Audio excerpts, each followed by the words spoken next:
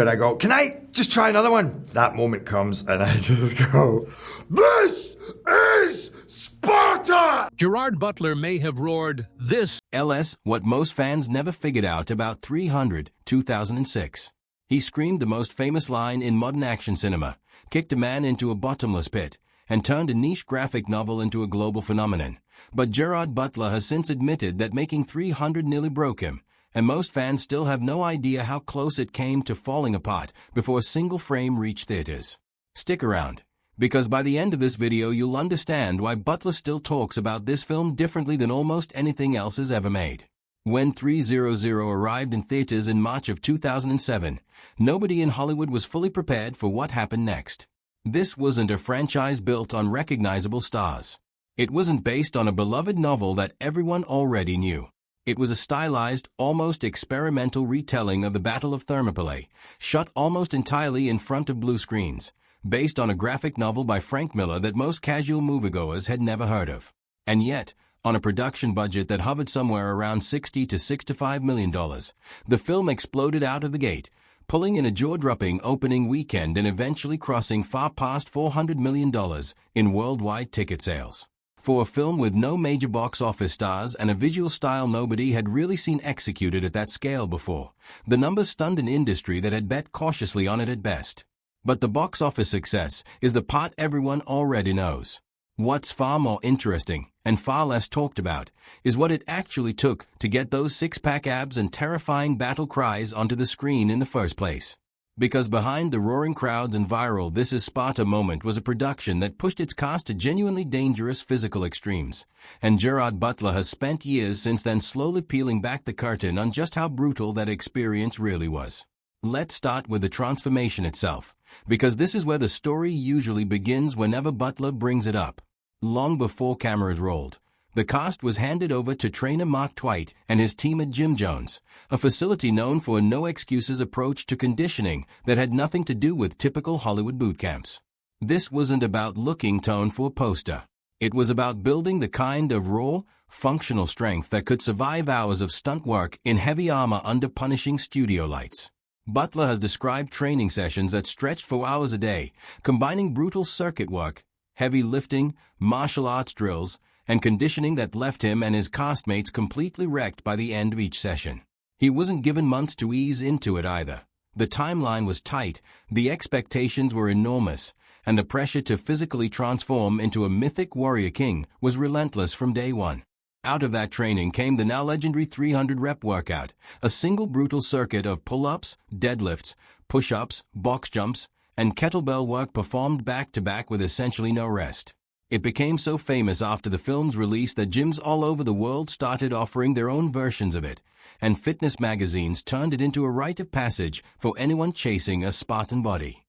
What most people trying that workout at home never realized is that, according to Butler himself, barely anyone on the actual cast could complete the full 300 representatives without breaking form or stopping entirely. It wasn't a marketing gimmick.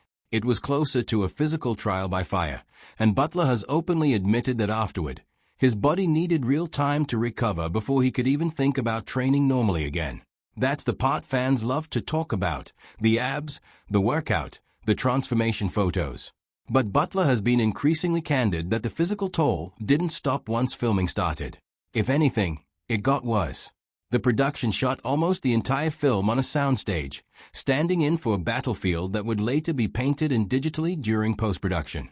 That meant fight after fight, take after take, performed on hard studio floors, in heavy costume pieces, under hot lights needed to create that painterly, high-contrast look the film became known for.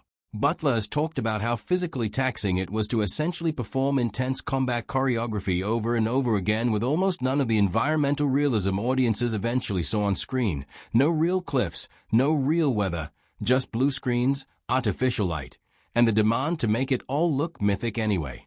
He's also spoken about the sheer number of minor injuries that piled up across the shoot.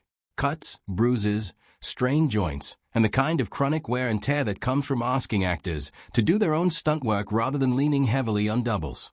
Director Zack Snyder wanted the combat to feel visceral and immediate, which meant the actors themselves were doing far more of the physical work than audiences probably assumed while watching. Butler has said in interviews that the training itself did lasting damage to his body, describing shoulder and hip issues that lingered well beyond production, and admitting that for a stretch of time after filming wrapped, he genuinely didn't feel like stepping into a gym again. That's a strange thing to hear from the guy whose physique on that poster became a global fitness benchmark, but it says a lot about how differently the experience felt from the inside compared to how triumphant it looked from the outside. There's also a psychological layer to this that Butler doesn't always get asked about, but has mentioned more than once. Playing Leonidas wasn't just a physical challenge for him, it became something closer to an obsession. He's talked about trying to fully inhabit the mindset of a king who knowingly led his men into a fight they could not win, treating the role less like a performance and more like something he needed to internalize completely. He leaned into meditation and quiet reflection as part of his process, trying to sit with the weight of a character built entirely around sacrifice and inevitable death. For an actor, that kind of emotion can be a powerful tool. It can also be exhausting in ways that have nothing to do with muscle soreness. Butler has suggested that by the end of the shoot, he wasn't just tired, he was emotionally spent from carrying that mindset day after day, take after take. Then there's the technical side of the production, which created its own unique kind of exhaustion. Because so much of 300 relied on visual effects to build its world, the actors spent enormous amounts of time performing against nothing. There were no elaborate practical sets to react to, no real crowds of extras stretching to the horizon, no actual mountains or coastlines. Just blank blue screens and imagination. That meant every reaction, every moment of horror or triumph, had to be conjured internally and then projected outward convincingly enough that editors and effects artists could build the rest of the world around it later. It's a skill that sounds simple in theory and is brutally difficult in practice.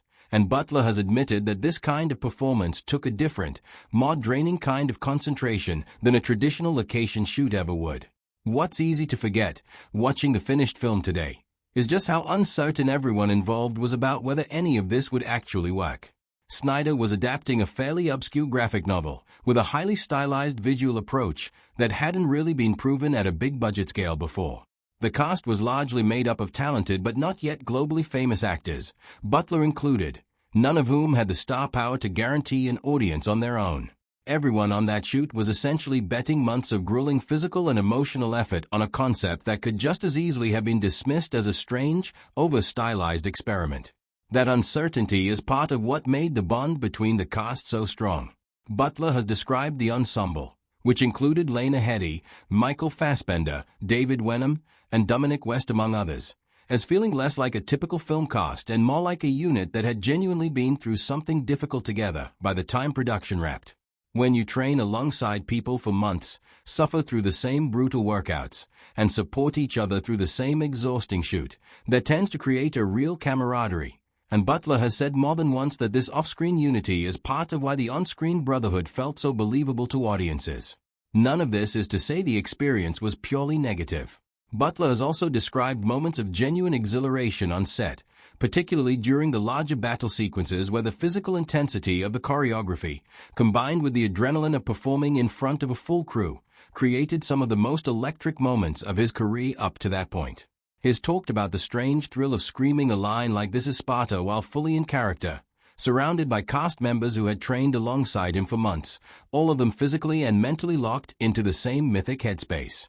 It's a reminder that the punishing side of the production and the genuine passion behind it were never mutually exclusive.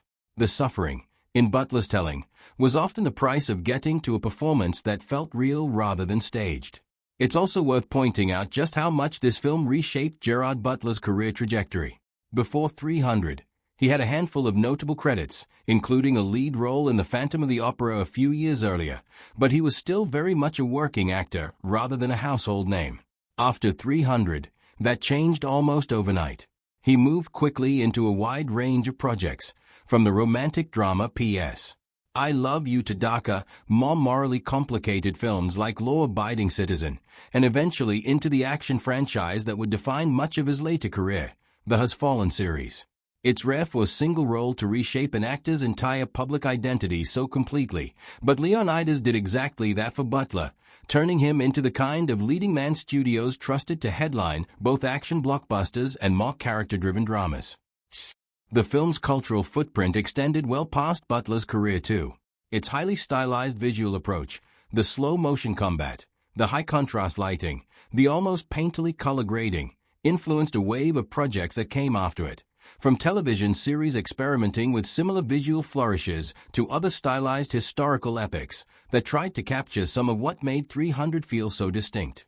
It reignited public interest in the actual history behind the Battle of Thermopylae as well, with historians noting a bump in interest around ancient Greek history even as many of them pushed back on the film's loose relationship with historical accuracy. Snyder himself was never shy about the fact that this was meant to be myth rather than documentary, and that creative choice is part of why the film still gets discussed differently than a more conventional historical drama would. So why does any of this matter almost 2 decades later? Because it reframes the entire film.